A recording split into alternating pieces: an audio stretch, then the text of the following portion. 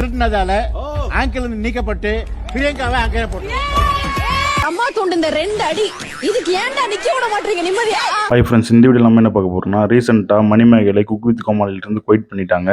மணிமேகலை அவங்களுடைய சேனலில் அதை பற்றி டீட்டெயிலாக சொல்லியிருக்காங்க. அது தவிர சில வீடியோ கிளிப்ஸ்லாம் நமக்கு கிடச்சிருக்கு. அதுதான் இந்த வீடியோவில் நம்ம இப்போ பார்க்க போகிறோம். கண்டிப்பாக இந்த வீடியோ பார்த்து முடிச்சிட்ட உடனே உங்களுக்கு யார் மேலே தப்பு இருக்குது அப்படின்னு சொல்லிட்டு ஓரளவுக்கு புரியவர்னு நினைக்கிறேன்.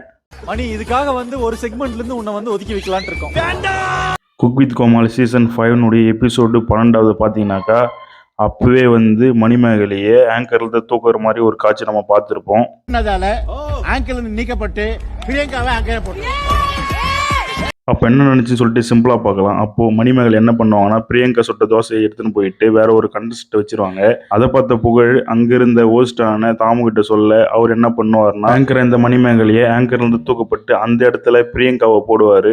அது எல்லாமே ஃபன்னாக தான் நமக்கு காமிச்சிருப்பாங்க.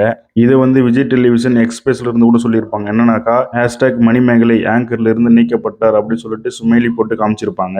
இதெல்லாம் நம்ம அப்போ பார்க்கும்போது ரொம்ப ஃபன்னாக இருந்தாலும் அப்போ ஒரு பெரிய சம்பவம் நடந்திருக்கு அப்படின்னு மட்டும் நமக்கு தெரிய வருது. சரி, இதெல்லாம் ஓகே, இவங்களுக்குள்ள என்னதான் பிரச்சனை அப்படின்னு சொல்லிட்டு நம்ம பார்க்கும்போது லாஸ்ட் எபிசோட்ல, அதாவது பிரியங்காவும் மணிமேகலையும் லாஸ்ட் எபிசோட்ல என்னதான் நடந்திருக்கு நம்ம பார்த்தாக்கா, அப்போ மணிமேகலை அங்க எல்லா கண்டஸ்டன்டான அதாவது கோமாளி அதுக்கப்புறம் குக் எல்லாருமே இன்வைட் பண்றாங்க.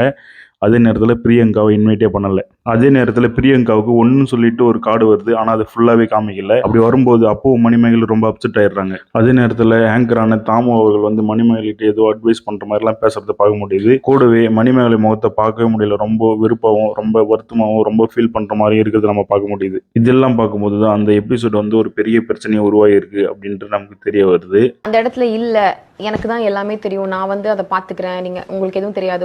2019 இருந்தே குக் வித் கோமாளியில் மணிமேகலை ஸ்டார்ட் பண்றாங்க. 4 வருஷமா தொடர்ந்து பண்ணிட்டு இருக்காங்க.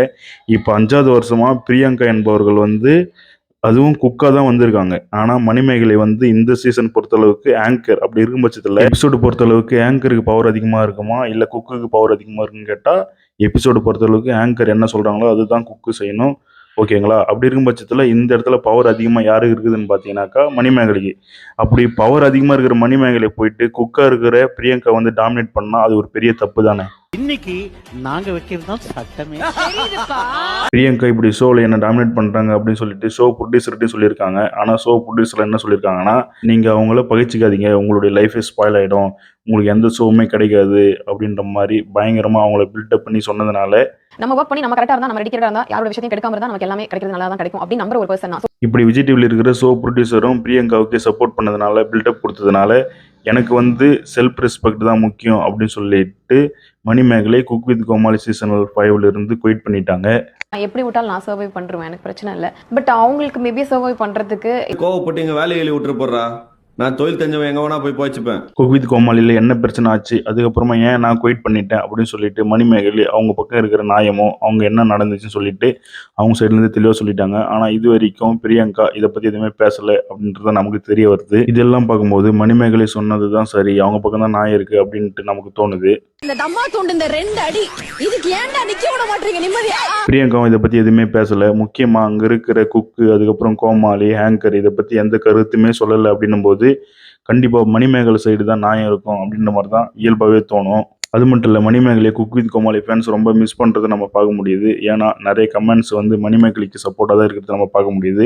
ஃபார் எக்ஸாம்பிள், குக் வித் கோமாளியை கண்டினியூவாக ரிவ்யூ பண்ணுறவங்க சில கேள்வி கேட்டிருக்காங்க. என்னன்னாக்கா, நீங்கள் யார் சப்போர்ட் பண்ண போகிறீங்க அப்படின்னு சொல்லிட்டு கேட்டிருக்காங்க. அதில் பார்த்தா அதிகமாக மணிமேகலை தான் சப்போர்ட் பண்ணுறதை நம்ம பார்க்க முடியுது. அது மட்டும் இல்லை, குக் வித் கோமாளியில் கலந்து கொண்ட சில கண்டஸ்டன்ட் மணிமேகலைக்கு சப்போர்ட் பண்ணுற மாதிரி சில பதிவுலாம் போட்டிருக்கிறத நம்ம பார்க்க முடியுது.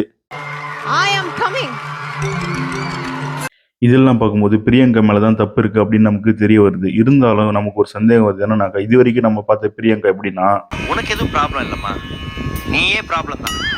பிரியங்கா கலந்துக்கிட்ட எல்லா ஷோலையும் பார்த்தீங்கன்னா பயங்கரமாக பிரியங்காவை எல்லாருமே கலாய்க்கிறது நம்ம பார்ப்போம். அதில் கலந்துக்கிற கண்டஸ்டும் சரி, சிங்கரும் சரி, ஏன் மாகாப்பா அதுக்கப்புறமா அதில் கலந்துக்கிற ஜட்ஜு கூட பிரியங்காவை கலாய்ப்பாங்க. அது எல்லாமே அவங்க பாசிட்டிவாக தான் எடுத்துக்கிறது நம்ம பார்த்துருப்போம். அப்படி இதெல்லாம் பார்க்கும்போது பிரியங்கா இந்த மாதிரி பண்ணியிருப்பாங்களா அப்படின்ற ஒரு சந்தேகம் நமக்கு நேச்சுரலாகவே வர வாய்ப்பு இருக்குது தானே.